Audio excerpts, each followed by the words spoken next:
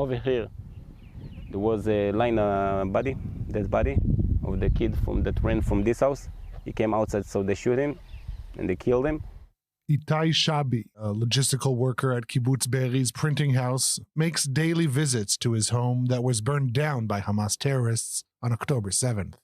Despite the horrific atrocities that took place around him, the 42-year-old says it still feels like the safest place in Israel. We live in the center because we cannot live here, but I'm working in the Dfus. And every morning that I come here, I feel more safe, more protected. Here I can relax. I don't know why. It's home. Itai shows us what is left of his home and returns to those first hours of terror, which began at 6:29 a.m. with a massive barrage of rockets from the Gaza Strip. It started with a lot of noise. Boom, boom, boom, boom. A lot of noise. That's something that we not used to hear. For Itai, his wife, and twin 4-year-olds, going to the safe room or mamad is common practice when there are rockets. But this time was different. They soon began to hear gunshots outside and shouting in Arabic. I look outside and I saw a lot of terrorists. And it was 7 o'clock in the morning. I didn't know what to do. On the local WhatsApp group, the scope of what was going on elsewhere in the kibbutz quickly emerges. You read the text message from the other people in the neighborhood. They are here, they killed him, they took her. And you feel that, okay, the world is ending right now. Everybody asks, where is the IDF? Where is the IDF? For the next few hours, that's the question everyone was asking.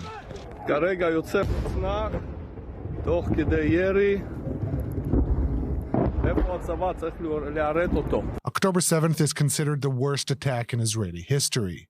At least 3,000 armed terrorists and another 3,000 Gazans stormed into dozens of Israeli border posts, communities, and an outdoor music festival. There, they brutally massacred, raped, and tortured nearly 1,200 civilians and soldiers. 251 people were kidnapped and taken to Gaza as hostages. In the first critical hours of the attack, only a handful of commando forces arrived in the area to block the outpour of terrorists. But they were quickly overwhelmed. Even the Hamas terrorists were surprised.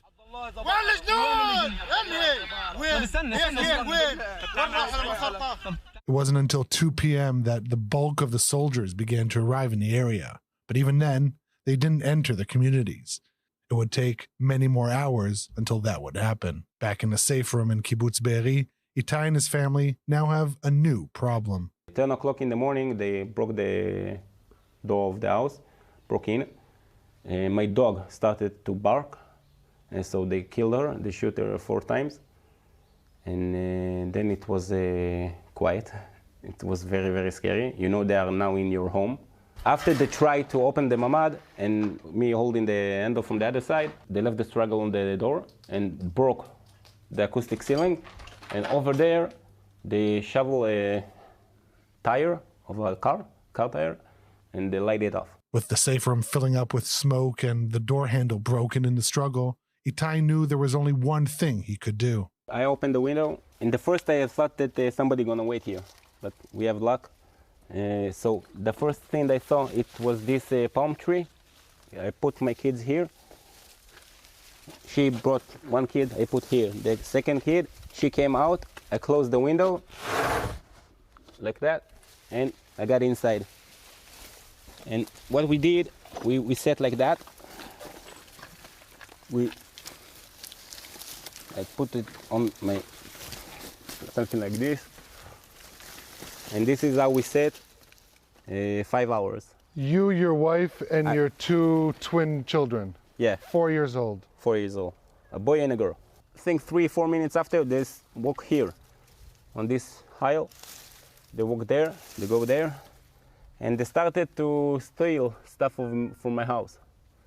The walkways around them were soon swarming with dozens of terrorists who set up a command center in the next house over. I remember all the time my leg of my son always go here, and always they came back, I brought it inside, afraid that they will see his leg. After 5 hours, with the terrorists no longer in sight, Itai and his family muster up the courage to move from the palm tree. Over there in this house. I saw all the terrorists here. I saw them on the roof. They didn't look at me. I started to go there. I called my wife and we started to run there. After a few seconds, they started to shoot us. After making it out of the neighborhood, Itai and his family make it to a nearby woods, where they hide for another 5 hours under a pile of branches. The Israeli military on October 7th was caught completely unprepared. Colonel in the reserves Miri Eisen has been in the field of combat intelligence for many years. She describes what happened on that day as a complete systems failure. On October 7th at 6:30 a.m., a terror army did a joint attack. That's the military term. They attacked pretty much at 60 different locations along the fence or along the wall between the Gaza Strip and Israel, broke through it above ground by blowing it up, by tearing it apart, and jointly at the same time, different forces took out with quite, I don't want to say primitive weapons, but very basic weapons, all of the different sensors, the eyes and the ears of the IDF, the observer posts. They just took them pretty much all out at the same time. Just 2 days earlier, she gave a chilling prediction. On October 5th, I think at 7 p.m., in the I-24 news studio, and the panel was about 50 years to the 1973 Yom Kippur War. And Ellie asked me the first question. She said, Mary, could the failure of October 6, 1973 happen again? Ariel, she asked me this on October 5th, 2023. And I looked at Ellie and I said to her, there can always be a similar war. There's never going to be the exact same one. So in that sense, I would say the answer, as I'm always complicated, a certain yes, but in a very different way. You were off by a day. Ariel, I did not know what was going to happen on October 7th. But you asked, how could this failure happen? There's an aspect inside basic intelligence which is called unthinkability, and the other aspect is blindness. When you have all of the information, but you don't actually see it there. And all the information was there. Months before Hamas's rampage, the IDF Signal Intelligence Unit 8200 intercepted a Hamas manual outlining their plan to the T, including the atrocities. But that too was disregarded in the higher levels. When you read that manual, you go, yeah, they don't really mean it. That's how I read it.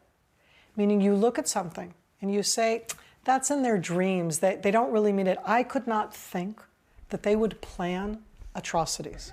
The terror plans of Hamas were known and discounted.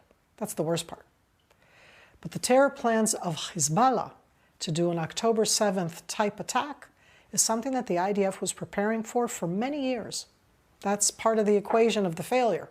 The complete breakdown on October 7th, Eisen says, was the result of groupthink mentality that Hamas was deterred, over-reliance on technology, opting for a so-called small and smart army, disregarding valuable intelligence, and incompetence in the field amid the chaos. The failure of October 7th is at every single level. The heroism is at the personal level. Go up from the personal level and you're going to find a whole slew of failures. Much of the criticism was aimed at the IDF's top generals, who were absent in the field, many unaware of the scope of what was going on, just an hour's drive from IDF headquarters in Tel Aviv. The biggest success of Hamas on October 7th is the chaos they managed to generate. The only ones trained to deal with such attacks, Eisen explains, are special forces, but they were vastly outnumbered. I say very sadly, I've been to some of those funerals. Most of those special forces were killed along the way to get to the point where they needed to get to. So then you ask, so where's the rest of the military? And there was no blueprint for the rest of the military on what you do when terrorists take over and stay inside a location. Back in the woods of Be'eri, Itai sees on the other side of the kibbutz fence a jeep flashing its lights at him. At first, he thought Hamas terrorists finally found them. After a few minutes, I started to hear blah, blah, blah, blah, blah, blah, blah. And I didn't sure what I'm hearing, which language. So I got out again. I got here, I think here. I got here, I say here. I got listening, started to listen again. And then I was sure that I'm hearing Hebrew. So I yelled, Chayal. He answered, who is that? מי זה? I told him, משפחה ישראלית, I'm Israeli family, I'm with 2 kids. I was very excited.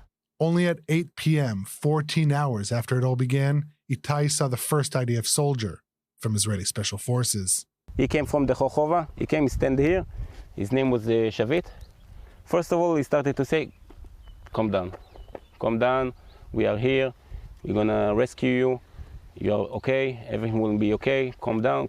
And that's what really calmed me down. The troops then took Itai and his family to the entrance of the kibbutz. It was now 10 p.m. When we got outside, you can see, I think, 500 soldiers, armed, all of them outside of the kibbutz.